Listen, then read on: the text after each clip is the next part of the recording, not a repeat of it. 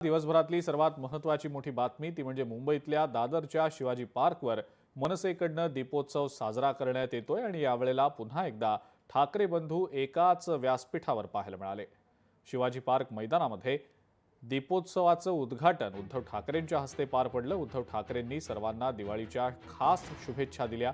सर्वजण आनंदात राहा, सर्वांना आनंद देत राहा असं उद्धव ठाकरे यावेळेला म्हणाले।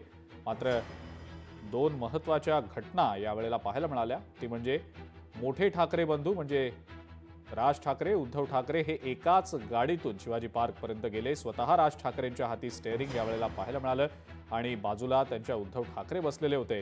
तर आदित्य ठाकरे आणि अमित ठाकरे हे दोन ठाकरे बंधू सुद्धा एकाच गाडीतनं प्रवास करताना दिसले। यावेळेला मात्र गाडीचं स्टेअरिंग आदित्य ठाकरे यांच्या हातात होतं।